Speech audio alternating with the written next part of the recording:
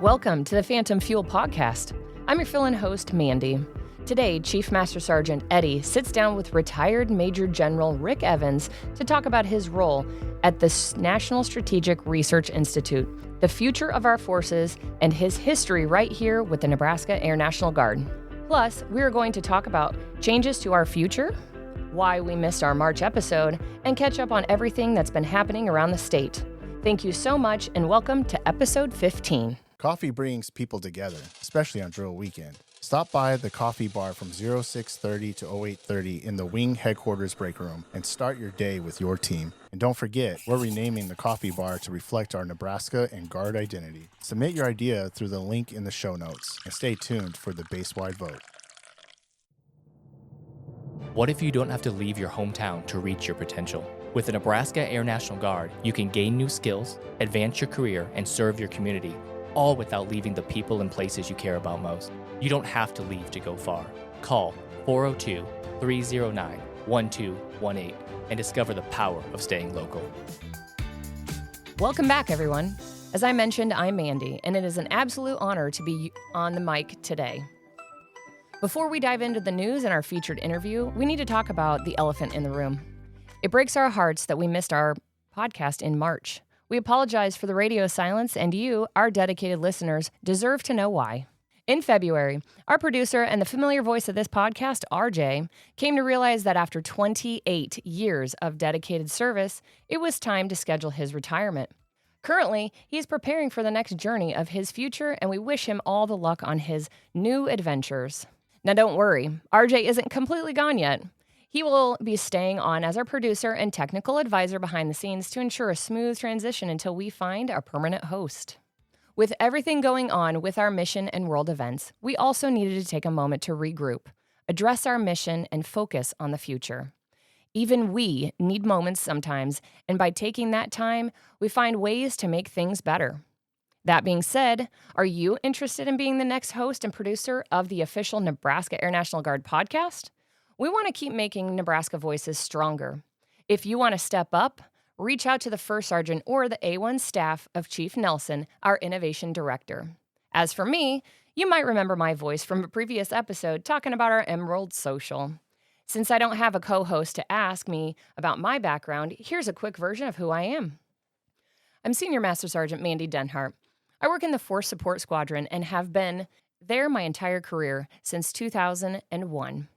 I started out as a personnelist, and then I moved into recruiting, then into services, and now back as a personnelist to finish off my career.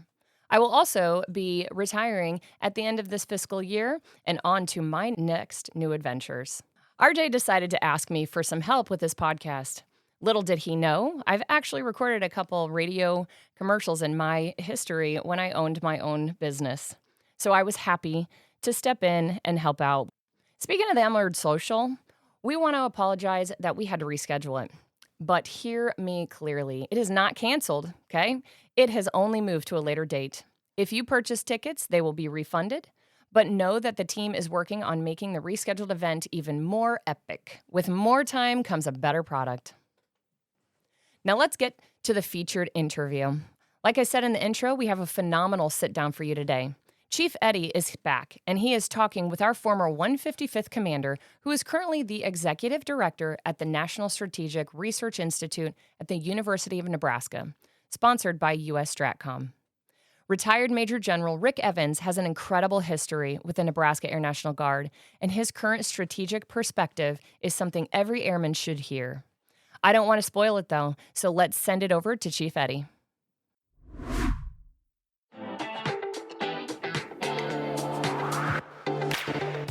The views expressed by our guests and hosts are their own and do not necessarily reflect the views of the Air Force, Air National Guard, Nebraska Air National Guard, Nebraska National Guard, or any government agency.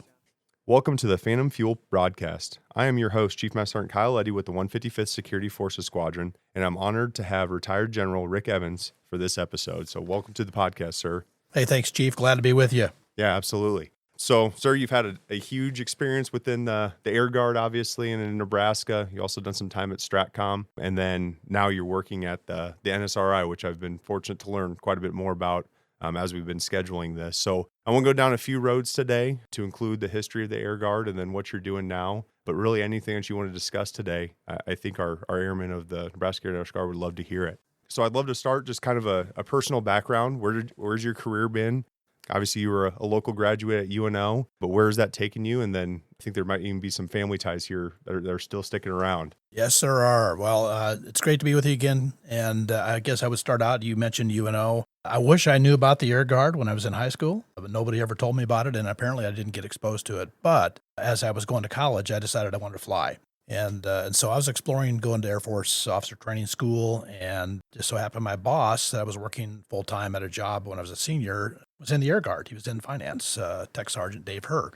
And he said, hey, have you talked to the Guard? Because you might be able to do exactly what you're planning to do, fly for the Air Force, but also come back in 2 years and work for the company. And so he set me up. I came down, interviewed on a drill weekend, I believe in September, about 1983. And lo and behold, the Guard offered me a flight slot. And so then I had to choose between active duty or the Guard. And fortunately, I made the right decision because I chose to stay with the Guard, stay in my home state because I was in Omaha at the time. So it led to 35 and a half years total in the Nebraska Air Guard. And I hit about all statuses you could hit through that time. And as you noted, was very fortunate to move up from essentially enlisting as an E3, potentially going to basic training to be an airfield management because they didn't know when I was going to get an actual fly-in slot. And that never happened because they got a slot sooner than they expected. But I actually enlisted in May of 1984 as an E3. I went off to, at that time was known as AMS, which is Officer Training for the Guard, in September. So got a promotion to E5 to go to officer training. And then when I got out of there, I was in 01. So pretty rapidly moved through the ranks early on and then went off to flight training and came back and very fortunate to fly the RF-4C in the unit here. I finally got back from training in 1986 and flew the RF-4 till 93, converted to the tanker, and then stayed in the tanker really up until 2002 when we started the 170th. And I know we'll probably talk more about that, but went up to Offutt for 5 years. And then came back down here to Lincoln as the wing commander from 2007 to 2012. And then was really fortunate on the backs of everybody else that did all the really heavy lifting in there, but was able to get promoted to brigadier general. And I happen to know a general officer up at STRATCOM that had a position open, and he interviewed me and selected me for that job. And that led me to U.S. Strategic Command for my last 7 years. You stay with your affiliation in the Air Guard. However, all your duty is with U.S. Strategic Command, and I was effectively on active duty up there for the last 7 years and went through really a series of amazing opportunities, especially for a local guy. I was just telling somebody last week, I sat in SMSGT, Strategic Air Command's chair, the commander of SAC back in the mid-1980s, and I ended my career in the same chair, but as a 2-star general doing the mission, and so pretty cool for somebody from the Omaha area who grew up around there to finish their career at STRATCOM. And so ended up retiring in 2019. October 1st was my first day retired, and I stayed retired for all of 2 months and then moved on to NSRI, which we'll talk about here in a few minutes. And then you mentioned the family ties. Of course, my son is a proud member of the 155th Civil Engineering Squadron, an E5 staff sergeant. Really great to have him continuing on with the unit. Pretty proud of what the unit's done. The great history of this, one of the second longest serving Air National Guard unit. And then really the performance. I think you just finished a exercise or inspection here this last weekend, and so I'm sure the unit has a great history of that and did very well. But that kind of led me to through the military career. Really enjoyed it. It went by fast, probably faster than I thought. Some amazing opportunities to meet great people, see the world, and really watch very important missions get done and challenges along the way that you'd see in any opportunity like that to command, lead, and serve with others. Really amazing opportunity, and I know as I look back on it, I chose the right path. The Air Guard, back to the first thing I said, I tell everybody now, as you're looking at what you want to do out of high school, you should be looking at the Air Guard, and that's a great path that'll lead. If you take advantage of the opportunities, you'll get to the same opportunities that I had. Awesome. So I think some of our F4 heritage is gone, so I want to hit a little bit of the Lincoln heritage and then maybe discuss some of the Offutt heritage and history that you've been a part of. So as our airframe moved in Lincoln from the F4 to the KC-135s. From your perspective, I mean, what rank were you when you left as an F4 pilot? Yeah, so I was a captain, 03, and then went off to KC-135 school. In that time, and then even being the wing commander and eventually becoming a general officer overseeing all this, what's been some big changes or what's been the impact moving to the tanker, maybe on the holistic scale? Yeah, usually when I look back at that, people ask, well, what's it like to go from a fighter to a tanker or a smaller plane to a big airplane? And certainly there's a lot of fun flying a fighter aircraft, especially over Nebraska. You get to see places around this state at very low altitudes and high speeds that the normal person never gets to see. So that was a really great exposure. When you go to the tanker, what we really did was expand the mission more globally. And it offered more opportunities for people to fly, to travel, to organically move your people around the country, around the world. The mission in the F4, we deployed overseas once every 4 years. We did it for practice. We would go for a month. We'd usually rotate halfway through that, and so you didn't get to see much outside of say, Canada and the U.S. And usually only went to Canada for either an exercise at Cold Lake or an air show. The tanker put us around the world. And so, if you think about the missions, kind of two totally different missions, but both equally important. I would rather say that the big change at the unit level was probably the difference in how we deployed around the world in the tanker mission. In the fighter world, you typically took almost your whole unit to an annual field training every year. So you got to know a lot of people. You got to be around people for 2 or 4 weeks. And, that was really good. And we had a different structure on the base. I mean, as one example, we actually had 2 clubs on this base that served alcohol on drill weekends. And those are, of course, gone now. But you had we were a lot larger unit. We had almost 1,200 people in the unit. And so in the tanker, you started deploying small groups. It might be 1 or 2 tankers. Maybe if you're lucky, you took operations and maintenance to some place, maybe 150 people. And then as we saw the tanker mission evolve, that got down to individual people deploying to locations where there were no other members of the 155th there. They were just part of a team. And, kind of that plug and play Air Force concept of building a UTC and then staffing it with people from around the country to meet the requirement. And so it really took away, I think, some opportunities for people to get to know each other.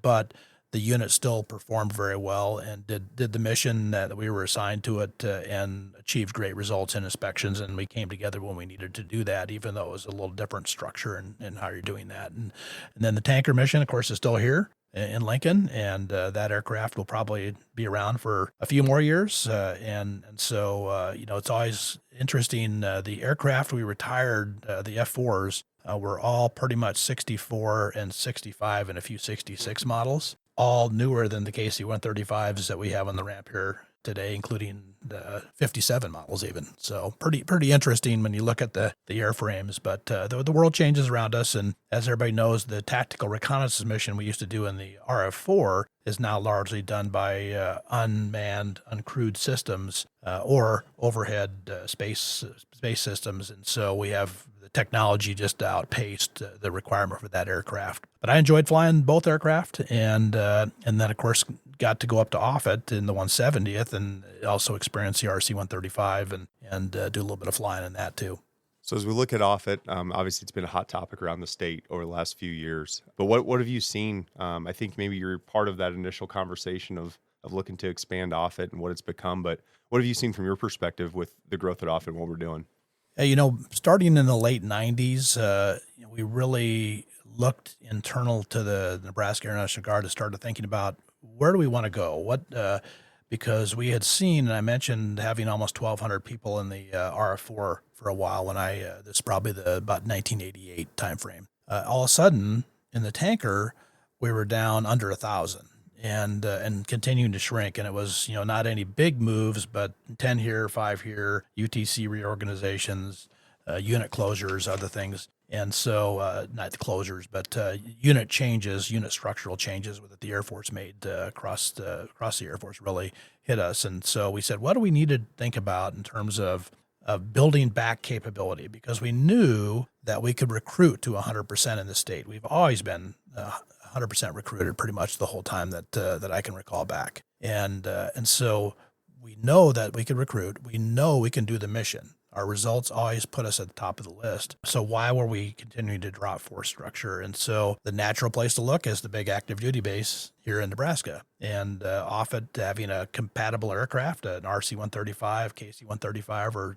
basically the same aircraft at that time, different engines, but the plan was to re-engine the aircraft up at Offutt to CFM56s, which is the same thing we had on the KC-135 here in Lincoln. And so one of the things they started talking to us about as an example is, well, do you have instructor pilots who can help our pilots transition into these newly re-engined RC-135s? And that led to further discussions within the Air Force looking for opportunities where the Guard and Reserve could partner with the active duty to accomplish important missions, especially in missions like what are at Offutt, which were termed low density, high demand, or LDHD missions. And so that actually kind of forced the Air Force to bring together a group to start talking about, okay, well, how can the Guard and Reserve help Offutt do their mission, their important missions? That's the only place those aircraft are assigned. And that ultimately led to us building a concept to use the Guard to augment the 55th Wing up at Offutt. And what we actually did was take some billets that we had that were likely going away, mostly related to KC-135 navigator positions that were being eliminated by the Air Force at the time, and applying those to work up at Offutt on the RC-135, either as pilots, navigators, or electronic warfare officers. And so that concept came together. I think the initial Manning document, I think we had 16 people. There's probably a picture floating around somewhere on the wall around here. When we actually had somebody approve that and had our first drill together, I think in September of 2002. And we brought a RC-135 down to Lincoln and took a picture. I don't remember exactly how many people were in there, probably about 10 or 12 people doing the first drill. So tell people I was very fortunate to be unit member number 1 in the 170th. Of course, at that time, it was known as Detachment 1 of the headquarters Nebraska National Guard. Eventually, we did a package to grow the unit, thanks in large part to Senator Nelson at the time, helped us get some additional billets, grew that unit up to 80 within about 3 or 4 years, and converted it first to a squadron. So it was a 170th Operations Support Squadron. When we got the final plus up of billets, we actually received a colonel slot to lead that unit and expanded it to have 2 squadrons with a group headquarters. And largely the group is still there today, with the 170th group. And then, of course, it's continued to grow, which great to see that. And we think we're taking advantage of the opportunities that Offutt has always offered us to continue growing our force structure here in Nebraska. And so I hope to see that continue to grow even into new mission areas. But that's a pretty cool unit. It was really unique at one of the very first places in the entire country where we had the Guard association with an active duty flying wing, especially a combat coded flying wing. And then if you talk to any of the folks in that unit, they would tell you we had perhaps an outsized impact on the training of almost everybody going through the RC-135 mission for essentially a decade plus. And now we've taken on some additional responsibilities in maintenance and other things that are nice fits in there. But ultimately, that impact has made a difference in the Air Force. And everybody that came and looked at us early on was trying to figure out how do we do this and why is it working so well. It's all about relationships. We're the home team. And so having the Nebraska Air Guard at Offutt really has been a huge bonus for the wing. And the best person to testify to that has always been the 55th Wing Commander. And they've been very happy to have us up there and usually tell everybody that comes in there we couldn't do the mission without them. So that's been a great evolving mission up there. And I'm glad to see that there's opportunity even to continue growing. And I think that will continue as we see some of the important things just from a larger community perspective going on up at Offutt.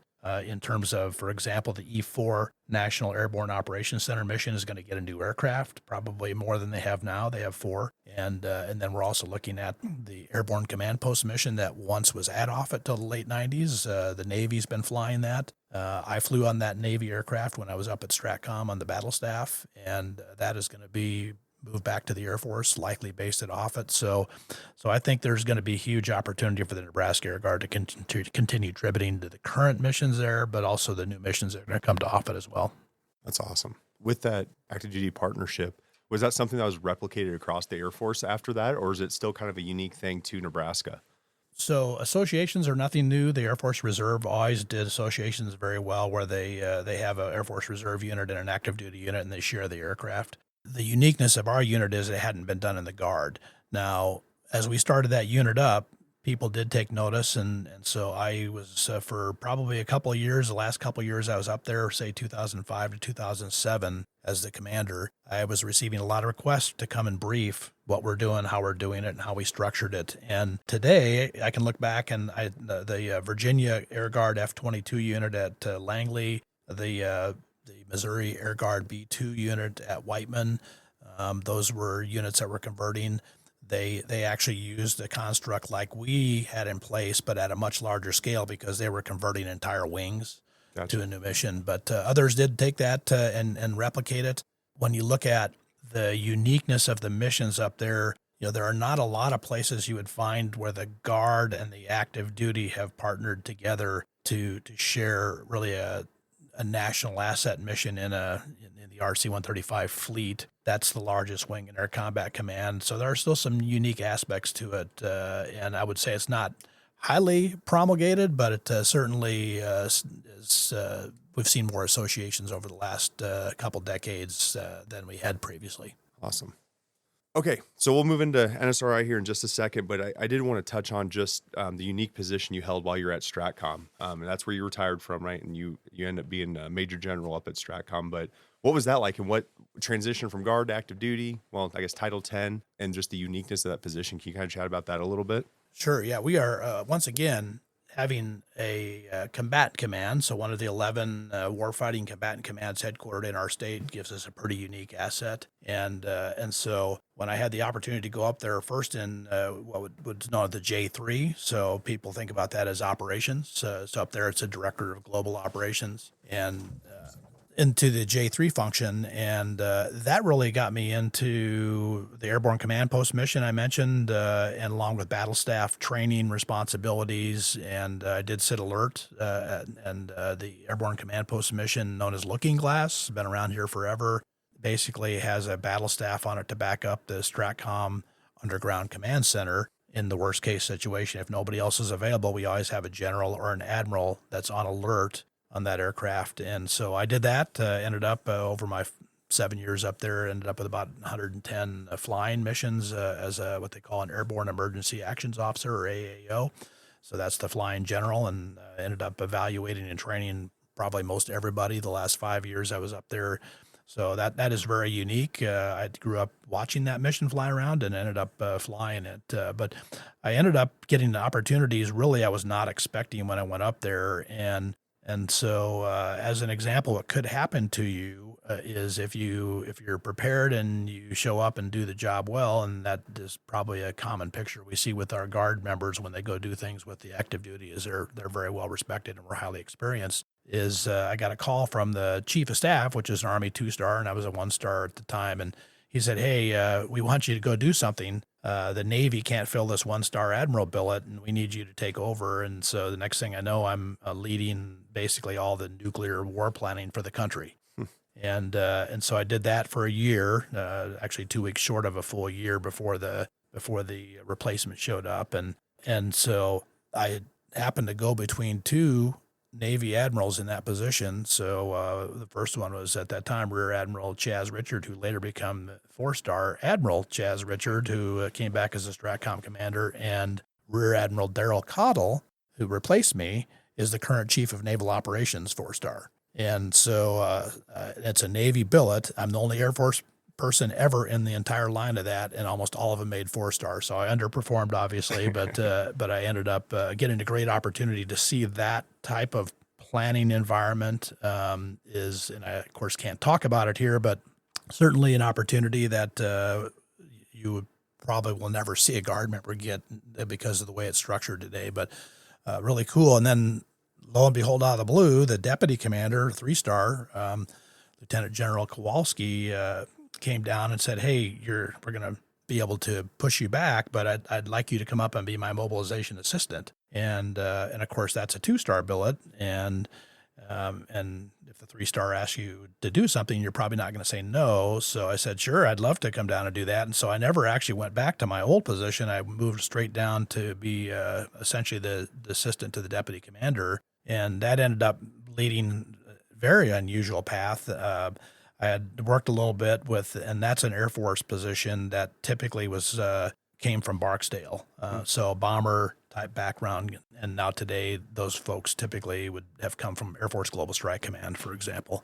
And so ended up working with him for about a year. And then he was replaced by Lieutenant General Sevy Wilson, who came from Barksdale. I'd already worked with him, knew him. I got along great with him. And then when he left, he became the Vice Chief of Staff of the Air Force. So he moved straight to a 4-star billet. And very interestingly, he called me into his office one day and said, well, you've been doing this for a while. You already know I'm moving to the Pentagon to be the Vice Chief of Staff. Admiral Haney, who was a commander at the time, and I just had a chat, and we want you to be the acting deputy commander for U.S. Strategic Command. And we think you're ready for it. You're the right person. You've been basically shadowing me for the last 6 months. And of course, I'm thinking this is interesting. And so, of course, the answer is not no. So I ended up being the acting deputy commander at STRATCOM for 4 months, which is a 3-star billet. And that is a different world. I used to talk about it with the new Air Guard commanders when I would get a chance to talk to them a little about life in a combatant command world. But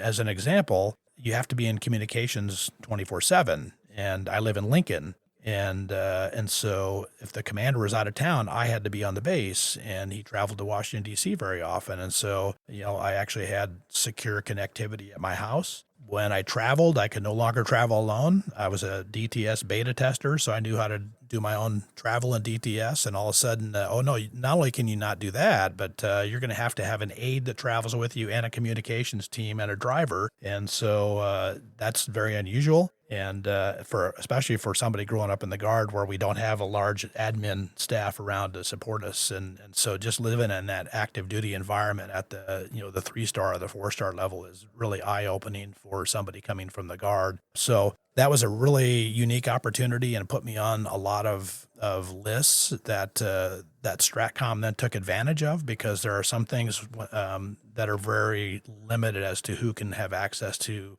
the material. Some of it's due to classification, some of it's just due to budget sensitivity and other things. And so once I became on the list to do all that, when I ended up moving out of that position was the same time that General Hyten came in as the new commander, and he came to me and said, I've talked to Admiral Haney, I've talked to General Wilson. Actually, I'm going to bring you up to be my mobilization assistant as a commander, which is a 2-star billet. And so the answer, of course, is yes. And oh, by the way, we're going to use you a little differently because you're almost like having an extra deputy commander because you're on all the lists. And so I used to effectively affectionately refer to myself as the rent-a-general, because if they needed a general to sit in some meeting because it required a 2-star or something on there, because I was already in the list, I could go fill those, and it freed up other people to do other things. And that was what I was up there for. So that was really neat. And, just like you see all these turns, about 2 years into that, I'm thinking, well, I've been a 2-star for a couple of years. You can retire when you get 3 years. I was going to have 3 years on active duty as a 2-star. These billets are very unique, and you do not want to tie them up forever because other people deserve the opportunity to get the chance to come into that opportunity. And so I had told General Hyten that, hey, my kind of plan is to retire probably sometime in early 2017 or 18, depending upon what you need. And he knew that. Well, he called me in one day and said, hey, guess what? I'd like you to take on something else for me. I want you to be the program manager for the new STRATCOM headquarters facility, known as the Command and Control Facility. And it's got about 2 years left on the MILCON project. And the key is going to be, how do we move from one building to the other without affecting the mission? And so it's more of a operational integration. And so I ended up becoming the program manager for a little $1.3 billion project that's probably today the most connected and technologically advanced within the Department of War, and maybe outside the Pentagon. And so ended up leading that and ended up staying until 2019 and retiring. But, if you summarize all that, some of that's right place, right time. Some of it's I lived locally and I had availability that others might not have had to work full-time at STRATCOM. Air Force has advantages at getting man days and other things for Title X duty up there. And I think all those things kind of came together along with the great mentorship and training and opportunities that I had and experience I had developed here in Lincoln at the Guard and leading. And I had already had the background at Offutt a little bit with my 5 years up there to maybe open up some doors that were unusual. And so I consider myself blessed to have had that opportunity. It's a pretty unique path for somebody from the Guard to be at a combatant command as a general for 7 years. But, fortunately, I made it through there, did a lot of cool things up there. I think we had some impact, and I think it opened the doors for some of the folks we still have up there. We still have a couple Nebraska Air Guard general officers up on the staff up there. And so hopefully that pipeline continues and people have similar opportunities down the road. Yeah, that's always. I didn't know the career that in depth, but it's incredible just the different turns you took and what you're able to do. So I do want to transition now to what you're doing now and the National Strategic Research Institute with the University of Nebraska. So can you just kind of explain in the big picture what is the NSRI and if it ties into our mission, what we do, but really what is the NSRI? Yeah, so NSRI is the National Strategic Research Institute, and then officially at the University of Nebraska.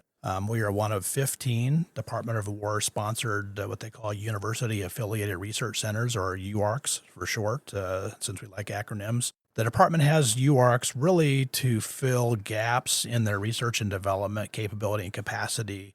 We know there's lots of national labs, there's service labs, there's lots of resources to do R&D within the department, but not enough to fill all the requirements. And so they also know that academia, so universities, have pretty unique capability to do a lot of things that could be valuable to the warfighter. And so they have identified those areas, established UARCs to fill those gaps and give them access to rapid capability to do research for them. And so we get put under contract basically to fulfill a set of missions that are signed and they're unique amongst the 15. And it's a pretty great list to be on. A lot of big names up there, Johns Hopkins, Penn State, USC, Texas, Georgia Tech. So a lot of big universities. So very prestigious for the University of Nebraska to have won the competition to operate USSTRATCOM as the sponsor of this UARC. So we had the natural tie again.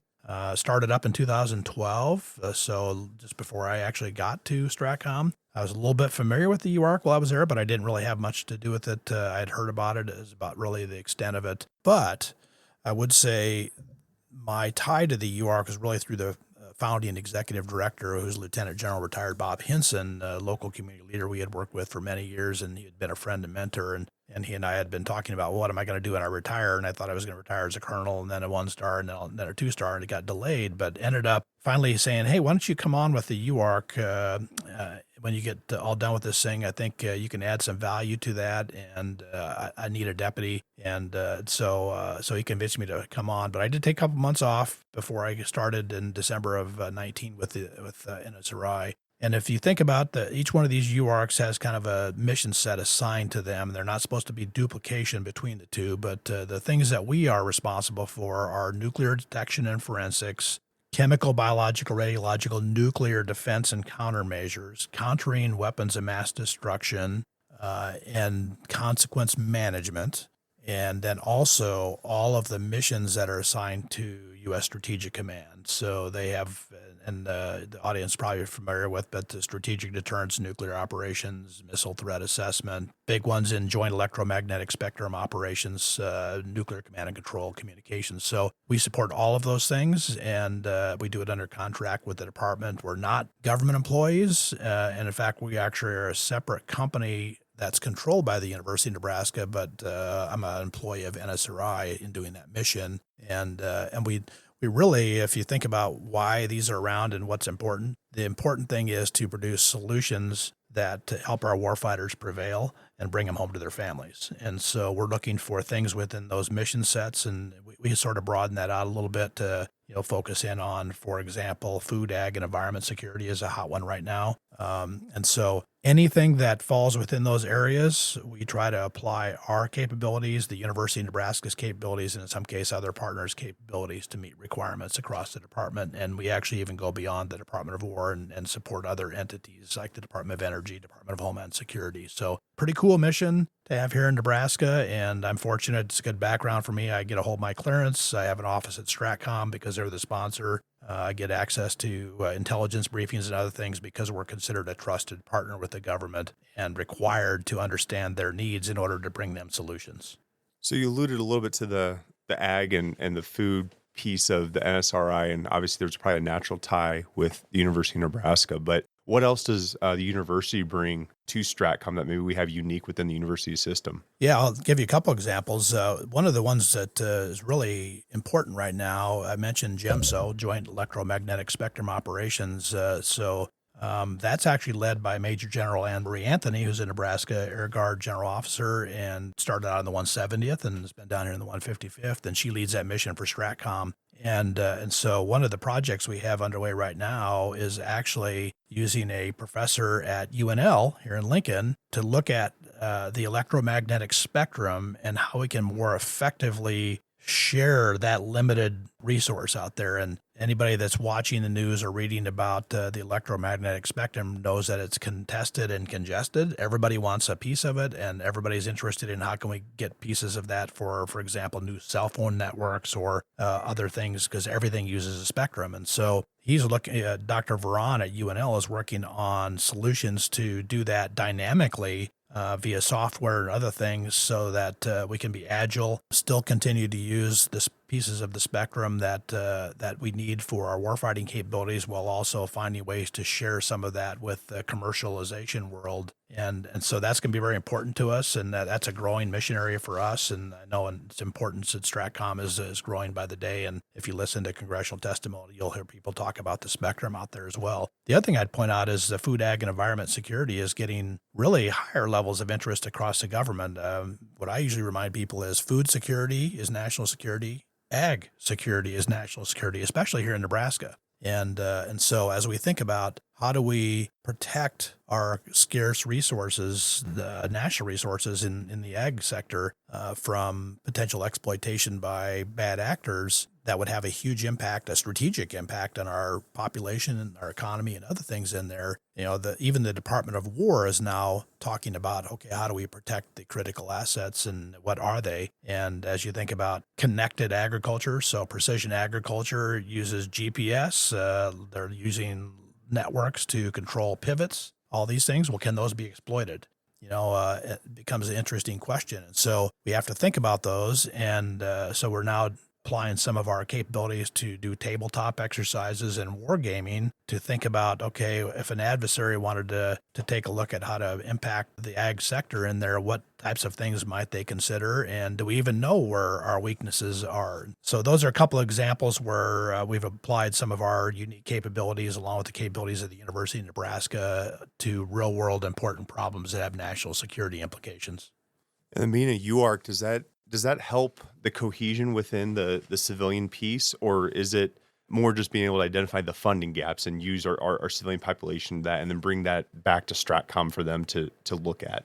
Yeah, so STRATCOM being the sponsor, the contract stuff all goes through STRATCOM and actually is handled by the Air Force on behalf of STRATCOM. When you look at tying the research capabilities, what we're looking at are the existing labs, faculty, students across the University of Nebraska system to try to meet those needs first. When we can't do it with those capabilities, or they just don't exist, which is sometimes the case, then we can actually hire our own employees. And so we have a pretty heavy former military presence on our team. NSRI, the separate company from the university, we've got about 80 employees. We have a nationwide presence, so we've got facilities here in Nebraska. Our headquarters is Exarban in Omaha, but we have an office down here in Lincoln, a lab on Lincoln on the East Campus, and then we actually have large facilities in Maryland, Virginia, and Florida. And those are where the sponsors of work have asked us to have a presence. In some cases, the government wants to have access to your lab. And so if that sponsor is in,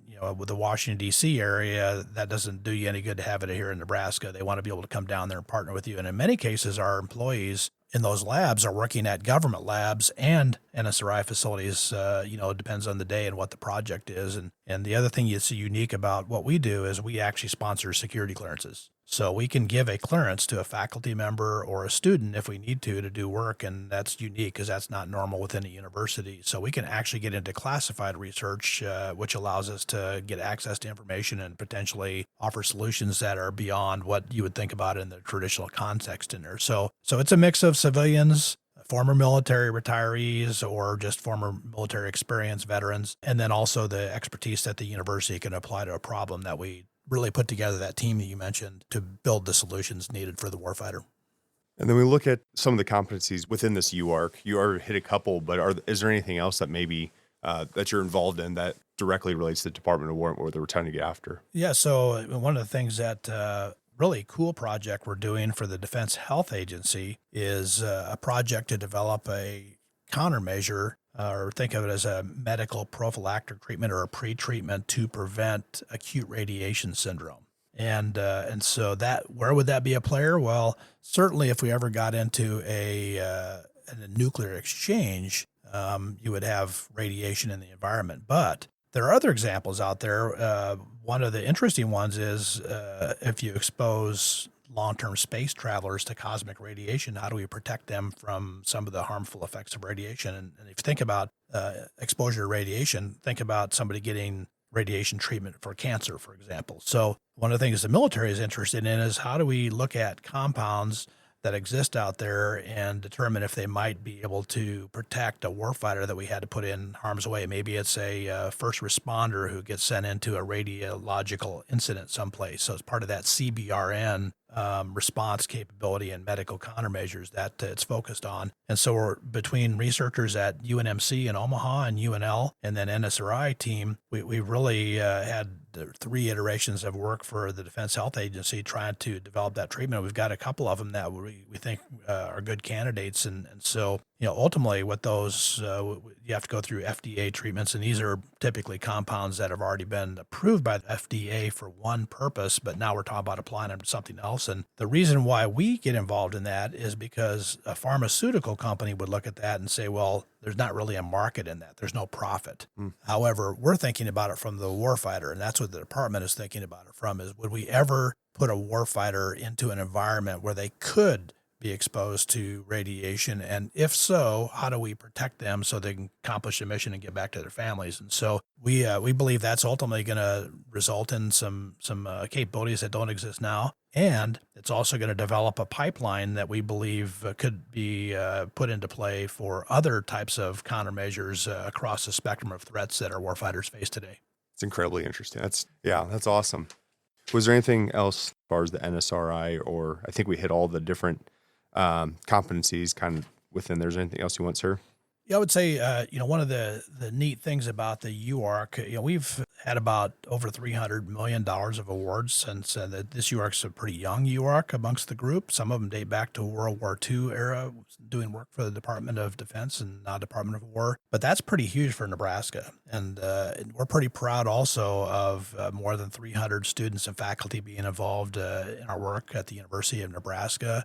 When you think about the future, we run intern programs. So the Department of War is interested in what are we doing to build the national security workforce of the future. And not everybody's inclined to want to go into national security work or work at a government lab or for the department, or even in some cases as a civilian at U.S. Strategic Command. And so workforce development is a hot topic across the department now.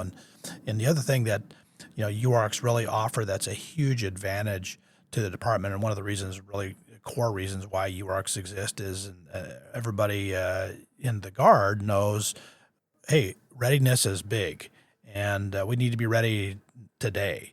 And so as we think about how do we stay ahead of the threats, which are diverse and ever-changing, being able to go fast in delivering solutions becomes the key. And so having the UARC under contract already with the department to apply its capabilities to meet these requirements that the warfighter can benefit from is really the mission that we focus in on, and try to tell the story about, hey, give us examples of what types of things that you've provided. That's really the test for us is what's the impact on the warfighter. And I was just at the Pentagon last Friday for a meeting, and everybody talks about, hey, we need to go faster and we need to eliminate barriers. And so we're in a pretty unique situation where we can see kind of the world of academia, but also the world of the military. And, you mentioned earlier, Chief, about, ties to the Air Guard. Well, if you think about, for example, consequence management or what we do with the CST here in Nebraska or the SURF-P, well, we actually have people today in Africa training other countries on how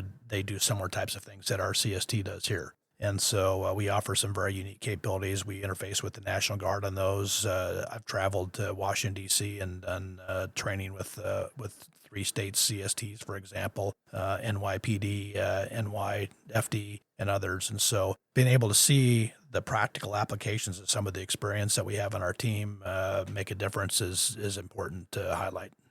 The big push within the Air Force, especially in the last 5 years, 10 years, but the innovation and the ARC works and all those type of things. And I think sometimes our members get hung up on these macro type solutions and really these big picture things, which are great to tackle. But it's cool that hearing that there's the UARC program out there to maybe tackle things that we just cannot control internally because it's not possible, but still driving for that innovation piece on the micro level and what we can do and what we can get funding for. So is there any piece that maybe you'd like to hit on with the innovation and maybe even just the internal government innovation piece?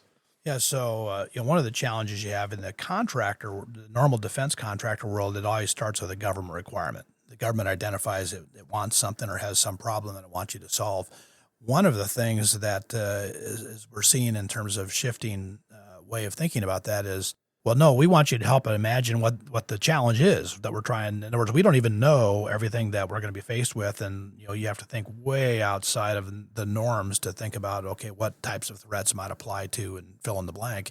And so that the innovation is really key to staying ahead of the threat. And so the big buzz everybody hits on right now, I just gave a presentation to a group of university folks last week in California, artificial intelligence and machine learning, AIML.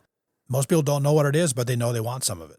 And so the challenge is, well, how do we harness this, rapidly expanding capability to do important things, but also remember that in most of our missions, the human is required to be in the loop. And so there are going to be applications for that. We believe AIML will play a role in terms of that innovation and the speed which you can deliver solutions. There's some pretty amazing things. I was telling somebody the other day, I dropped a 800-page federal document into an AIML platform and asked it to find all the examples of this terminology in there and give me the context and the page number, and it did it in about 5 minutes. It would have taken somebody weeks to do that before. You'd had to go through all those pages, fine print. That's pretty amazing. And I think there's going to be opportunities to take a look at, say, 5 random things happen around the country. How do you put that together to find out if they're linked or are they random separate events? Those types of things are going to be really cool to see how the technology plays out. So the individual, soldier, airman, whoever it might be out there probably isn't going to get down to that level. But what they need to understand is that getting exposed to some of the opportunities to learn about how those systems exist and how they're growing and how do they apply them to their job. Especially some jobs will be more appropriate for application of these innovative technologies than others. But taking advantage of those and learning about them so that as they grow in their careers, they have knowledge and are able to bring other people along on the journey as well will be very interesting for me to watch. And I think most everybody will get exposed to that sometime during their career. We've explained NSRI. We've looked at a lot of the incredible things you're doing. So thanks for the lesson on that. That's absolutely amazing and knowing that that's here in the state. But what do you see the future of being within this? Probably within the next week or two, we'll probably have some big announcements on NSRI. We've passed through, every UARC goes through a review every 5 years by the Department of War. We went through ours and we were notified that we were going to be continued. So that's good news. And that should come with a large contract. So we're working out the final details in there, but when that comes out, it's probably going to be one of the largest contracts in the history of the University of Nebraska. And I would expect that announcement to be sometime very soon. So that'll be big news for us. And what that presents is not necessarily a guarantee, but it's an opportunity. And so we'll be working with the university, working with our partners at STRATCOM and other places to make sure that we're delivering the solutions that they need, and we're set up to do that over the long term. And at the same time, offering opportunity for Nebraskans, maybe outside of the uniformed world or outside of the normal defense contractor world, to have a chance to contribute to those potential missions. And I know all of our partners at the university are really, proud to be able to say they were a part of, delivering a solution to a problem, or just the opportunity to interact with the military and to support national security. So I think that's going to be one huge opportunity for us. I think from the University of Nebraska perspective, President Gold has prioritized national security as one of kind of his 5 focus areas for research, and we have a lot of very unique assets. We're not the only one of them. We have a Department of Homeland Security Center of Excellence up at UNO called NSIT. We've got the Global Center for Health Security at UNMC.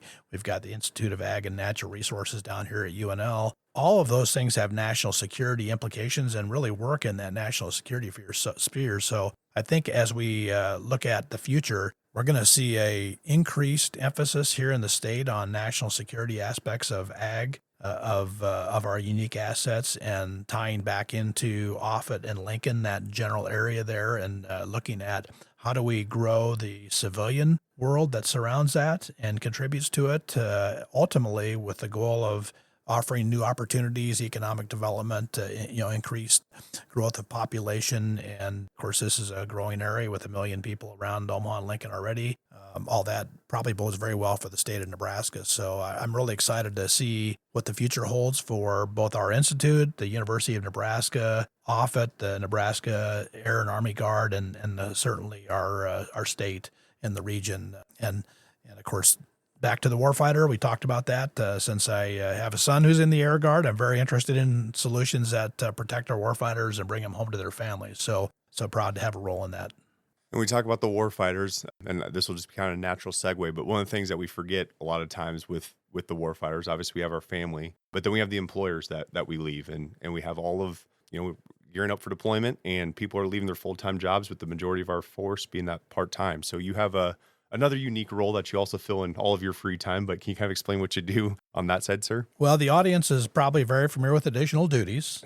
We all have received those and had an opportunity to do those. But one of the really neat things I get to do is I am the state chair for Employer Support of the Guard and Reserve, ESGR.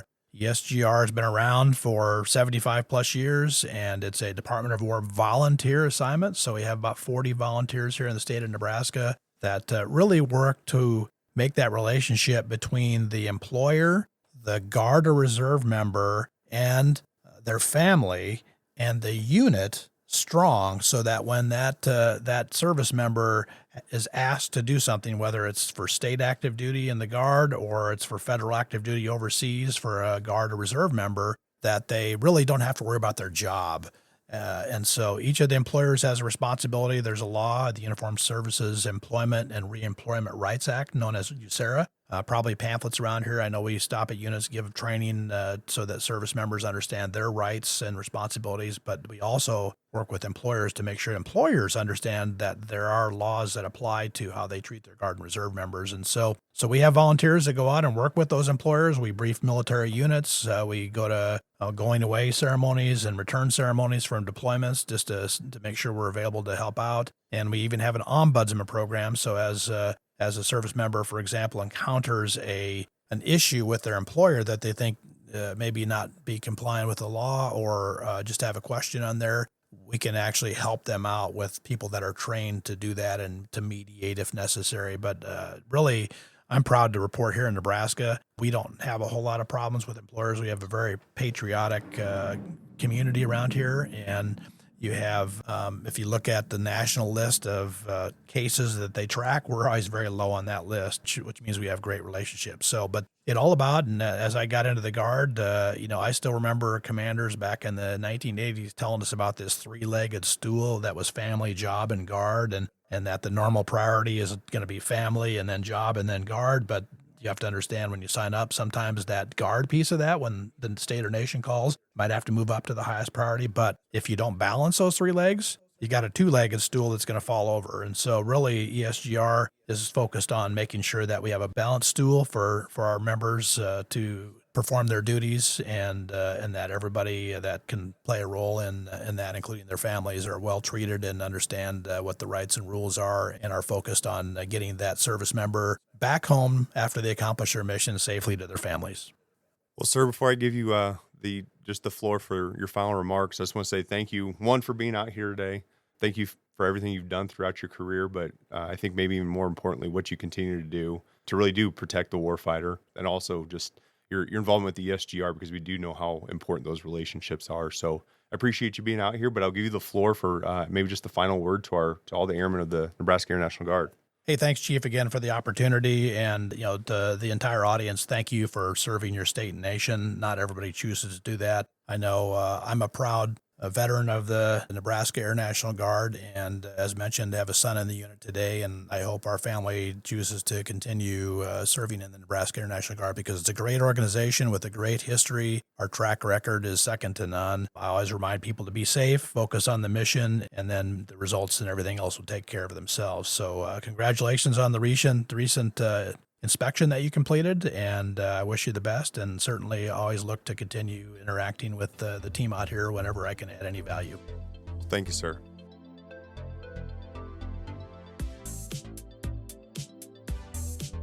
Welcome back.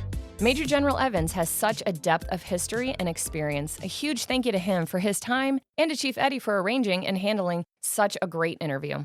Since we were off the air in March, we have a lot of ground to cover. Let's get you caught up on the incredible things our Guard family has been doing. First, our senior enlisted leaders spent an evening with cadets from the Civil Air Patrol's 55th Composite Squadron. Chief Tonnegaud, Chief Nelson, Chief Eddie, Chief Sweedock, and Senior Master Sergeant Gloria formed a panel to answer questions about basic training and leadership. Building that bridge with the youth is how we secure our future force. Over on the Army Guard side, Second Lieutenant Hillary Schlecht, who has recently graduated from a 2-year military flight school, honored her civilian employer.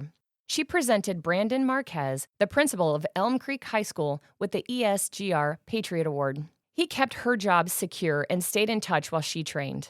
It's a great reminder of how vital, supportive civilian employers are to our mission.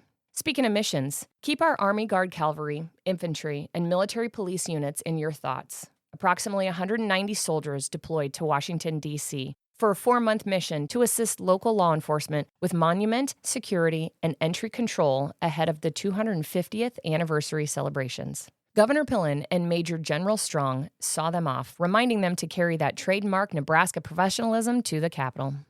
We also made history with the inaugural class of the Nebraska Army National Guard Warrant Officer Hall of Fame.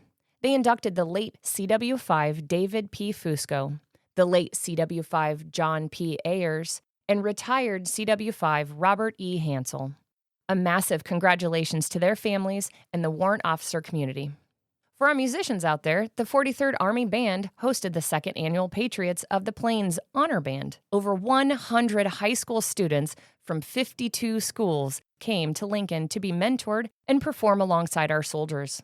Now, back to the air side. The 155th Air Refueling Wing conducted their Combat Readiness Inspection, or CRI, back in February. The Air Mobility Command Inspector General tested our ability to rapidly mobilize and execute wartime operations. Preliminary results? Fantastic. We do a great job, but we also welcome outside eyes to give us feedback on how we can become even better. And over at the 170th group, there was a lot of promotions, retirements, and accomplishments among everyone over there, but let's single out one great story. We at the podcast would like to give a huge congratulations to Senior Airman Kinslow for winning the Nebraska Air National Guard Outstanding Airman of the Year. We are so proud of you, and good luck at the national competition. Finally, we miss celebrating a few holidays with you on the air. Valentine's Day, St. Patrick's Day, Easter, and the Easter egg hunt on March 28th. I hope you all had a safe and joyful time with your families. That brings us to our safety brief. It's April, which means spring weather is here. First, watch out for motorcycles. They are back on the road, so check your blind spots twice. Second, With the weather coming up, people are going to be out more. Whether you're having a belated St. Patty's Day drink or enjoying a patio weekend, have a plan. If your plan fails through, don't hesitate to call your leadership. We would much rather you be safe and get a ride than be sorry. Make the smart call. All right, here's a few things coming up for you and your loved ones.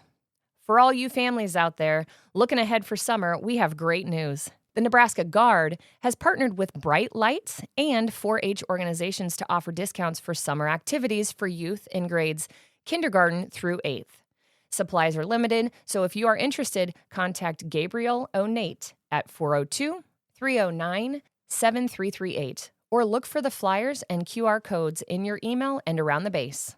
And don't forget, this Sunday, April 11th, is the Military Retiree Appreciation Day at the Bellevue Readiness Center. 0800 is registration, and at 0900 starts all the presentations and the vendor fair. You should have already RSVP'd, but if you haven't, contact Kara Loken for more details.